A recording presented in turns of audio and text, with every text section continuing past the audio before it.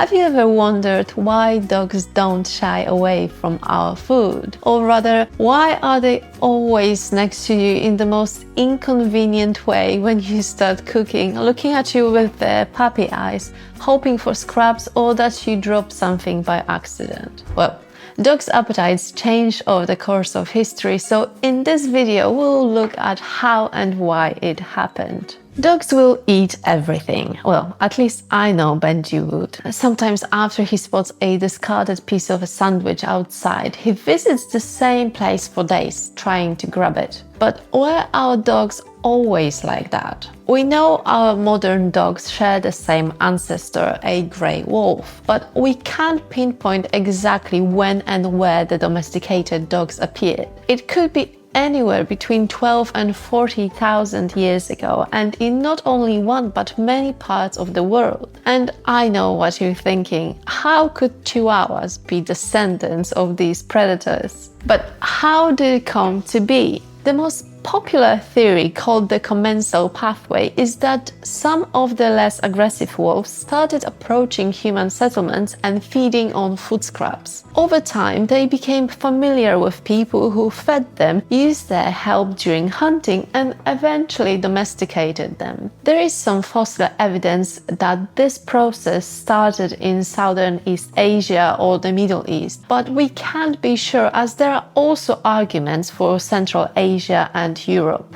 This is a very simplified version of this fascinating history, of course. But as dogs started eating more human food, it resulted in digestive and metabolic changes that are more similar to pigs, rats and people than our other favorite pets, cats, who to this day are considered obligate carnivores. Dogs are described as facultative carnivores, on the other hand, meaning they can survive on both plants and meat, which is different to cats who have to have meat in their diets. There have been studies that compared macronutrient preference between dogs and wolves. Wolves' first choice is proteins and fats, with carbs only making 1% of their diets, while in domesticated dogs, fats are the #1 choice, with proteins as second and carbs third, but making 7% of the diet, which could support the idea of the gradual adaptation to foods we normally eat.